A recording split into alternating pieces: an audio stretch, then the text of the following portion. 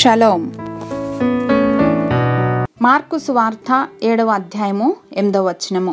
The gospel according to Mark chapter 7 verse 8. మీరు దేవుని ఆజ్ఞను విడిచిపెట్టి మనుషుల పారంపర్య ఆచారమును గైకొనుచున్నారు. You have let go of the commands of God and are holding on to human traditions. Discipline life అనేది ప్రతి ఒక్కరికి అత్యంత ఆవశ్యకం. అయితే క్రమశిక్షణ అనేది ఆచారముగా కాక మనస వాచ కర్మణ ఉంటేనే అది ఆత్మీయ జీవితానికి అలంకరణగా ఉంటుంది.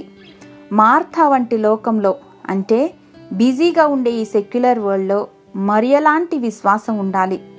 నిరంతరం ప్రభువు పాదాలను ఆశ్రయించగలిగేటువంటి ప్రార్థనా జీవితం ఉండాలి. మెకానికల్గా కాక పూర్ణ హృదయముతోనూ పూర్ణ ఆత్మతోనూ దేవుని సేవించే వారముగా ఉండాలి. ఇది దేవుని యొక్క ప్రాముఖ్యమైన ఆజ్ఞ.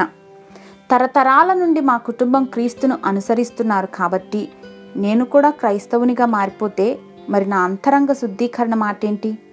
క్రీస్తుకు అనుచరులుగా మారాలంటే ఆచారాలను పక్కన పెట్టి ఆజ్ఞలను గైకొనటమే మొట్టమొదటి అడుగు.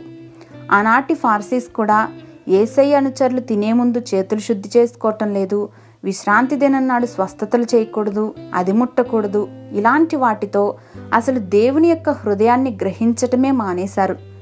ఆయనను అనుసరింపక మనుష్యుల పారంపర్యాచారమును అనగా ఈ లోక సంబంధమైన మూలపాఠములను అనుసరించి మోసకరమైన నిరర్ధక తత్వజ్ఞానము చేత మిమ్మును చెరపట్టుకొని పోవు వాడెవడైనను ఉండునేమో అని జాగ్రత్తగా ఉండుడి అని పరిశుద్ధ లేఖనాలు హెచ్చరిస్తూ ఉన్నాయి.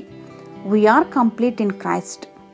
మా దేవా, మీ హృదయమును ఎరిగి పూర్ణ హృదయముతో మిమ్మల్ని ఆరాధించే భాగ్యమును అనుగ్రహించమని యేసు నామములో ప్రార్థించి పొందుకుని నమ్మ ప్రియ పరలోకపు తండ్రి. ఆమేన్.